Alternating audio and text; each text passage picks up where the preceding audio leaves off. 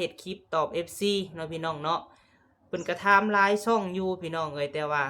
เพิ่นก็ตอบในคอมเมนต์เนาะพี่น้องเนาะตอบแน่แล้วก็บ่ได้ตอบแน่แต่ว่าช่วงนี้บ่าวพามีก็บ่ได้ถ่ายคลิปน้องตุ้นเนาะพี่น้องเนาะตั้งแต่ช่วงก่อนปีใหม่คลิปนี้มีคำตอบพี่น้องเอ้ยเนาะเรื่องน้องตุ้นว่าน้องตุ้นหนีไปไสเนาะคลิปนี้บ่าวพามีสิมาชี้แจงให้ FC ฟังนำกันเด้อพี่น้องเพิ่นอยากไปไสก็ต้องได้ไปนั่นแหละพี่น้องเอ้ยเนาะสิห้ามก็บ่ได้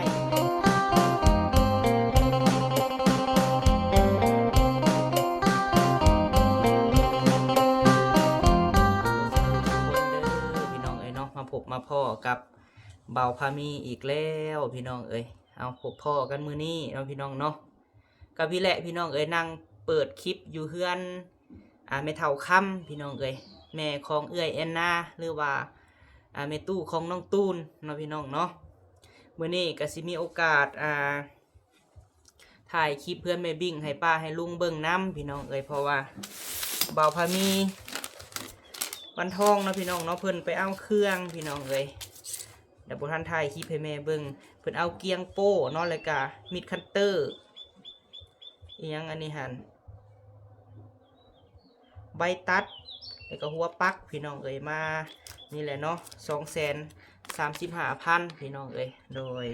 มาเฮ็ดเฮือนซ่านแม่บิ่งนี่แหละเดี๋ยวอันนี้หั่นน็อตจับเล็กมื้อเช้านี่180,000พี่น้องเอ้ย2บินเนาะก่อนอื่นเบิดเนาะบ่าวพามีก็กราบขอบคุณหลายๆเด้อเนาะทางแม่บิ่งก็พอเพชรเนาะที่ว่าให้ลูกชายพามีผู้นี้เนาะเบิ่งเวียกเบิ่งงานให้เฮือนซ่านให้ทางของตุคำแน่เนาะผ่านมาแล้วก็ทางเฮือนแม่บิ่งแน่ช่วงนี้ก็อยู่ในระหว่างเบิ่งเฮือนซ่านให้พ่อแม่พี่น้องเอ้ยซื้อหันซื้อนี่มาให้ทางสร้างก็ขอบคุณ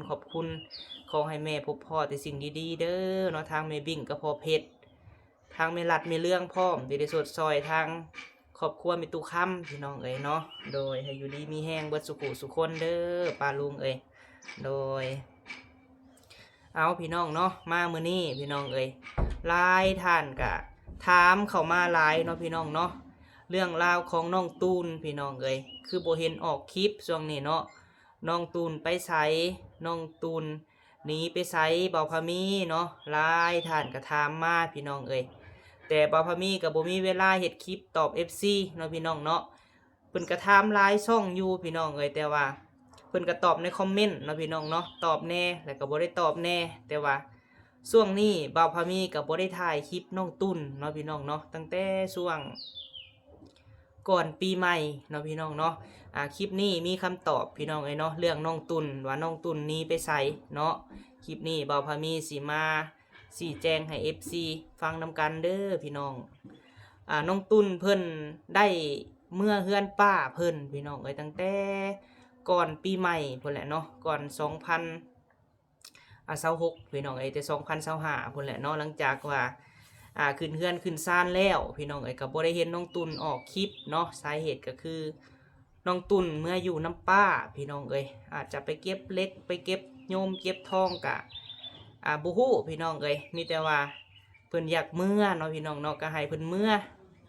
เพราะว่าคือพี่น้องฮู้แหละพี่น้องเอ้ยนิสัยน้องตุนแล้วก็ว่าเพิ่นเป็นคนแนวใดเนาะพี่น้องเนาะเพิ่นจะเป็นคนที่ว่าคือพี่น้องเห็นในคลิปนั่นแหละพี่น้องเอ้ยถ้ายามเพิ่น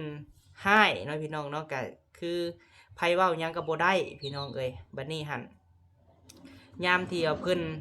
แล้วแต่อารมณ์พี่น้องเนาะมือหนึ่งคือบ่พามีว่าแหละมือหนึ่งหลายอารมณ์พี่น้องเอ้ยหลายแบบปรับจังได๋ปรับ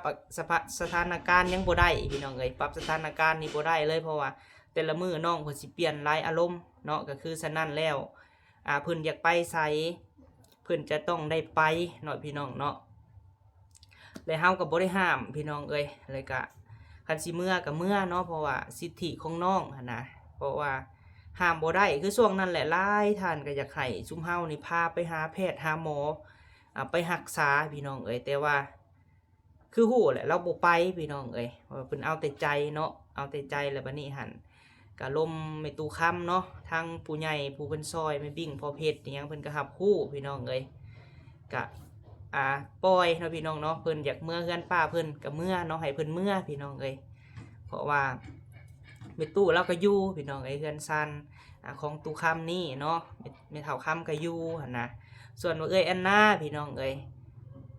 ก็คือพี่น้องฮู้แหละพี่น้องเนาะลูกกับแม่ก็คือสิแบบนั้นแหละพี่น้องสบายดีเด้อแม่ตู้เด้อสบายดีโดยยับมาพี่แม่เฒ่านั่นน่ะนี่อยู่เขาท่านนะล่ะแม่ตู้กับไข่ปลาลุงเนาะเป็นอะไรไข่แน่แล้วบ่แม่เฒ่าไข่แดงยิ่มาแต่ว่านี่เพิ่นไปบอกโอ้ยชั่วโมงก็ยาวว่ะโดยไข่ผัดมันไก่มูแม่นอยู่คือนั่นแหละเนาะแม่ตู้ก็ถ้าเราบ่มีทานเราก็มานอนเฮือนพี่น้องแต่ว่าคันเรามีทานก็เซาแอนนาเบิ่งอยู่เตาทานเนาะก็แม่กับลูกน้องตุนกับแม่ก็หันแม่หัน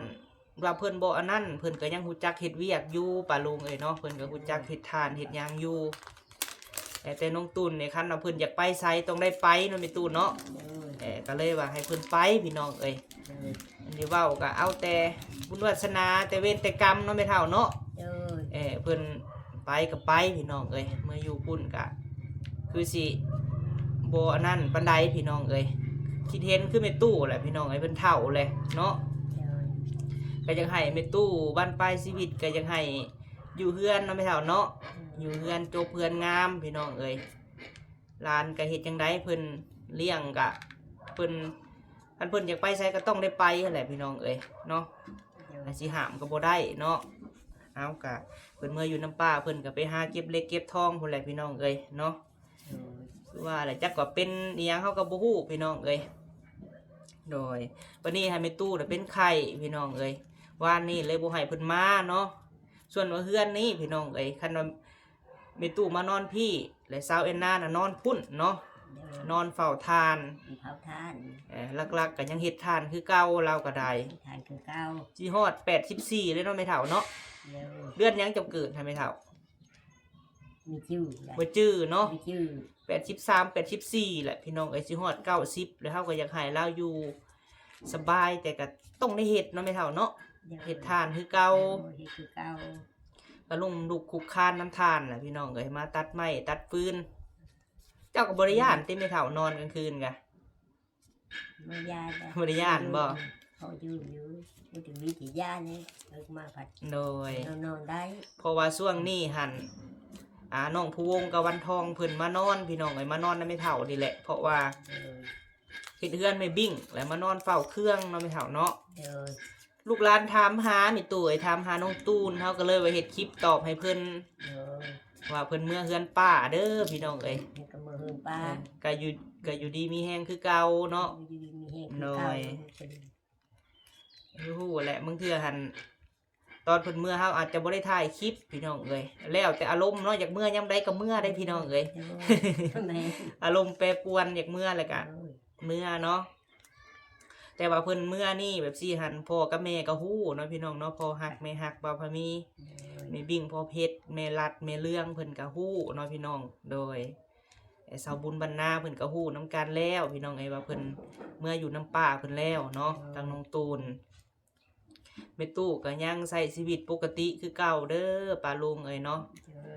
นี่แหละลูกหลานอยู่แถวนี้ก็บ่ได้ป้าบ่ได้ทิ่มดอกแม่ตู้ยังเบิ่งแม่ตู้คือเก่าเอาเป็นไข่กินยาแล้วบ่แม่เฒ่า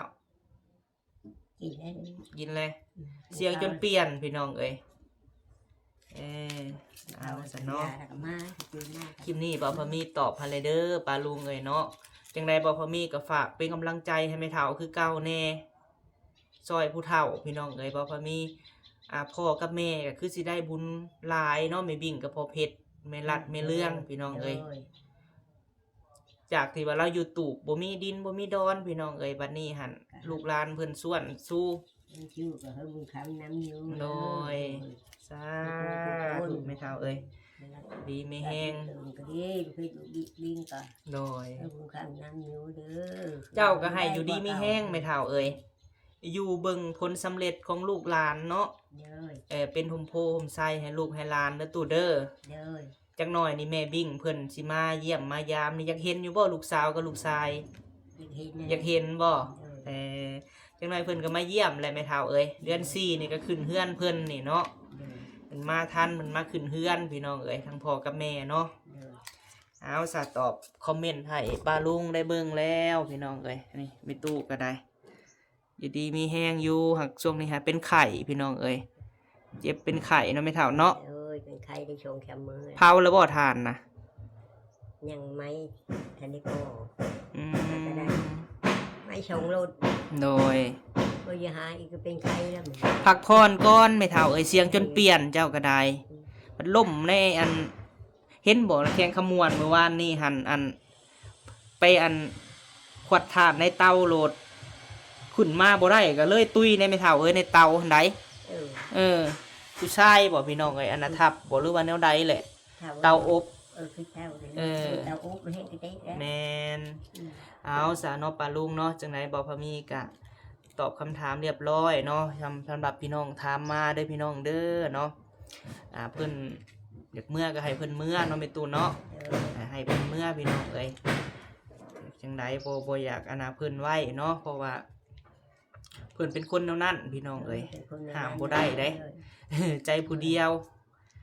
เอาเนาะป้าจังไดกะเดี๋ยวสิไปหาเบิ่งเฮือนซานไม่บิ่งก็ได้ไม่ตู้เด้อ เออ ไปอัปเดตเบิ่งก่อนพี่น้องเอ้ยเอาเนาะพี่น้องเนาะ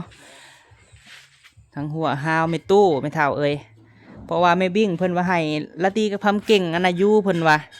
เพราะว่าเพิ่นกำลังเฮ็ดอันน่ะให้น้อยแล้ววานนี้น้ำในนี่สะดวกสบายอยู่เนาะไม่เท่าเนาะ เออ เอาไม่ตู้ไอ้สูตรต่อไปเด้อตู้เด้อโดยมันสิเฮ็ดให้เพิ่นอยู่พี่น้องเอ้ยเพราะว่าไม่ตู้เพิ่นหัวหาวเพิ่นก็ยังอันนั้นอยู่เนาะ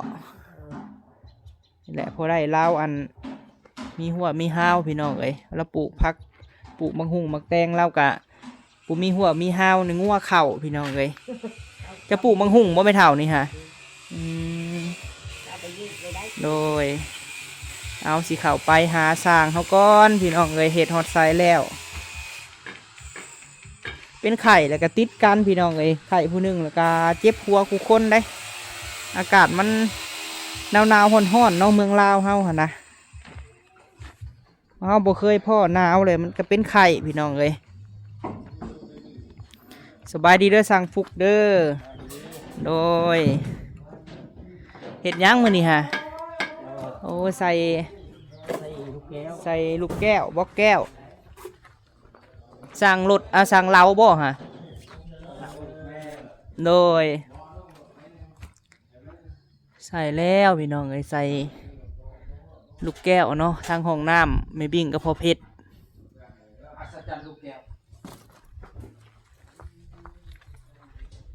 งามแล้วบาทนี้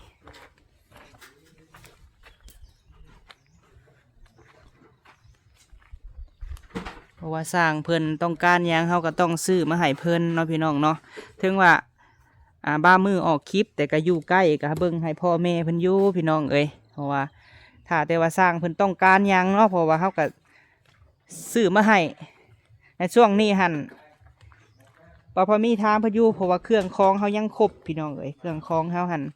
มีพอเฮ็ดแล้วเนาะก็บ่ได้สั่งหยังมาเพิ่มมันนะก็เลยว่าบ่ทันสั่งยังมาเพราะว่าบล็อกเฮาก็ยังอยู่พี่น้องเอ้ยเดี๋ยวขอขึ้นเบิ่งทางในก่อนเป็นเล็กเป็นยังเฮาก็สั่งมาครบเบิดแล้วเนาะยังแต่ดำเนินการพี่น้องเอ้ยอึ๊บโอ้ยเอาแม็กตัวนั้นมันลอกแม็กตัวนี้เรื่องไป เราเป็นยังลองแหลกถึงกัน โธ่สั่งเอ้ย เอาตรงนี้เฮ้ย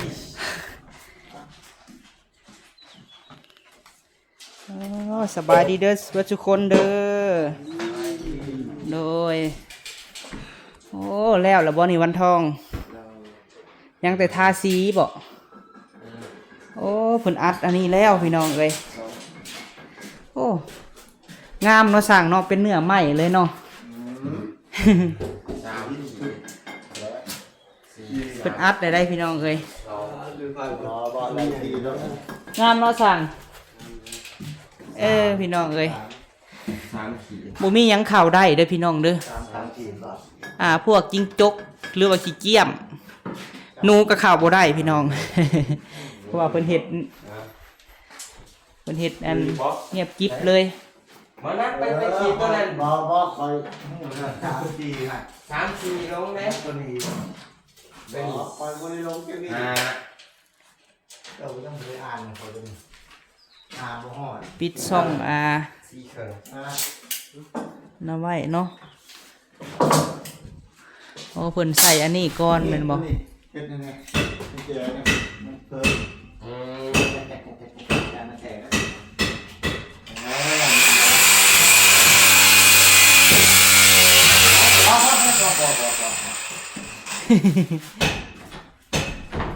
ลุยวันทอง เนี่ย แจ็บมับเนาะไฟนี่เฮาเดินน้ำหลังก็ได้แม่นบ่วันทองเออเดี๋ยวว่าถามไว้สันดอกเนาะและการอันเดินไฟพี่น้องเอ้ยมันเฮ็ดเพดานแล้ว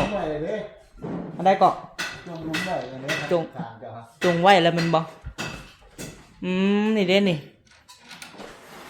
บ่ต้องห่วงได้พี่น้องเล็กเฮาซื้อมานี่สามารถไปได้เนาะสั่งลอยอันนี้จงอันนี้ไว้แล้วก็สิทาอันปูนพี่น้องเอ้ยเพิ่นเอิ้นอันนี้ยังกาวโดยเฉพาะเนาะที่ว่าจอดร่องอันนี้ร่องของแผ่นยิบซ้ำเนาะนี่เพิ่นเฮ็ดแบบใต้บ้านสวนอีหลีเพิ่นเฮ็ดพี่น้องเอ้ยแต่ว่าบ่ให้เห็นอันนั้นเลยนะ บ่เอาซ้ำกัน งามให้เห็นเล็กเลย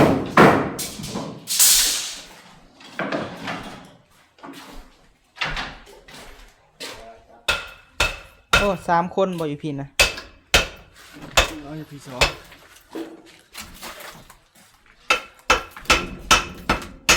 ใส่แก้วเนาะสั่งลอยสั่งเราใส่แก้วลายๆยังสว่างพ่อบอกลูกแก้วเฮา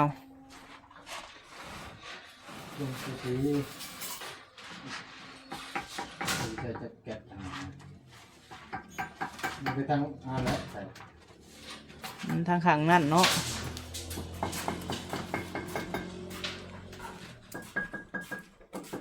เสาแห้งเรียบร้อยเนาะโอ้เพิ่นเฮ็ดคักอะไรพี่น้องเอ้ย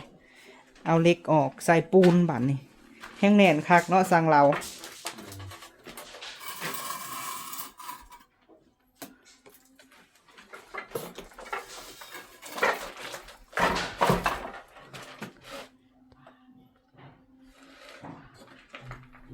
น้ำมีเทิง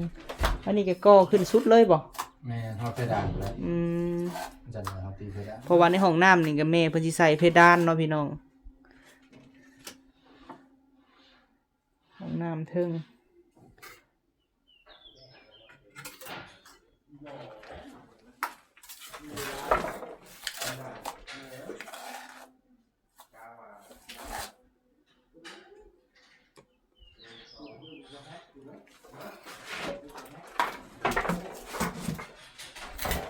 เฮากับไปเบิ่งกะโลไว้ไอเราเอ้ย เป็นเอาซี ฮะ เอาซีนะ เฮากับบ่จักคำที่ว่ามีรูปอยู่คล้ายๆหินอ่อนนี่แหละอันนี้หันเขาคันเฮาอันติดแอวนี่ก็เพียงนี่แหละเนาะเพียงบ่แก้วนี่แหละเนาะเพียงนี้นะ โดยเพราะว่าคิดว่าอ้ายต้องการด่วนสันดอกยังเนาะมาเลยหันเขาจะไปซื้อมิแต่เขาไปเบิ่งไว้นะไอเราตัวเขาก็ต้องทำสั่งเลือกไว้ก็ดีได้เนาะอ้ายเนาะโดย เป็นปัญญาเลือกนะ แม่น เอาเลย แม่เพิ่นให้เขาเบิ่งว่าแบบใดงามเพิ่นก็ว่าสินะเพราะว่าเบิ่งน้ำกล้องกับตัวจริงเนาะมันกับโบอยากอันนั้นปานใดได้พี่น้องเอ้ยแม่ว่าให้ลูกเบิ่งแบบงามแบบใดก็เอาแบบสั้นเพิ่นว่า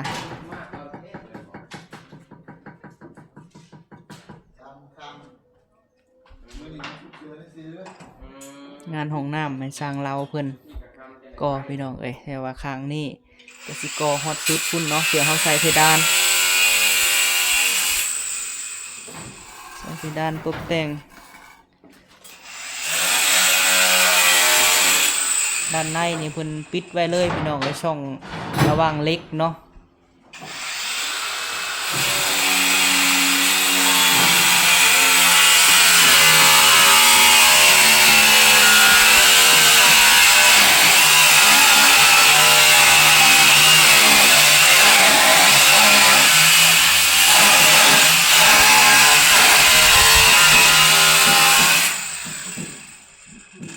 โอ้นี่ไปใช้เนาะเช็ด ควันนี่มุกมุ่นอยู่นี่เนาะ นั่งลงนี่งามไว้บ่ทำเอง งามเนาะงามเลยครับว่ะแบบค่ายคือว่าไหม้เบิดเลยพี่น้องเอ้ยแต่บ่เห็นเล็กเลยเนาะงาม ผมบอกกันนะ โดย ที่ใจยิบจ้ำใจยิบจ้ำเลยเวลาแขกคนขึ้นมาสมมติเขาปีนเขายังหนนะจะมันแตกยิบจ้ำ โดย อันนี้โมเป็นหยัง เออ ตัวของนอนโมเป็นหยังเรามีแต่เฮาเองอยู่ โดย นี่ยันอื่นมาแล้วเขาโมจักเขาไปอีกไปหยัง โดยอันนี้หันหมูเป็นหยังดอกเนาะ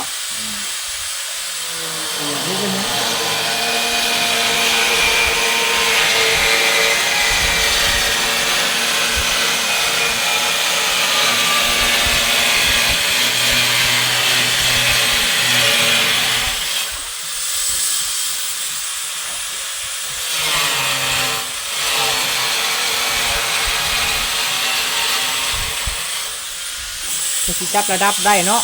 ตั้งก็ให้เพิ่นตรงพี่น้องเอ้ย คอย โดย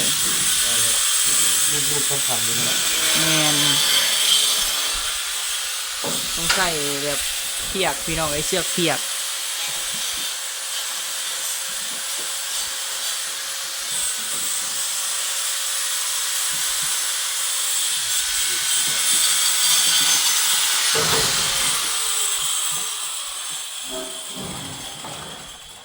ให้สร้างเพิ่นเฮ็ดเวียกพี่น้องเอ้ยนี่เพิ่นสิแอมมาแผ่นเรียบเนาะ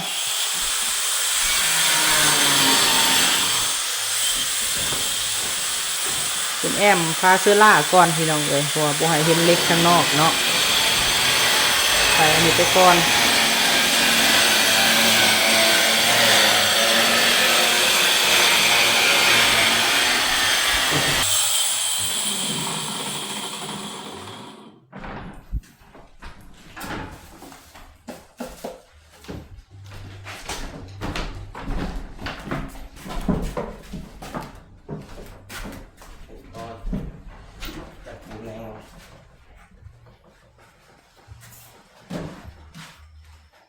เบา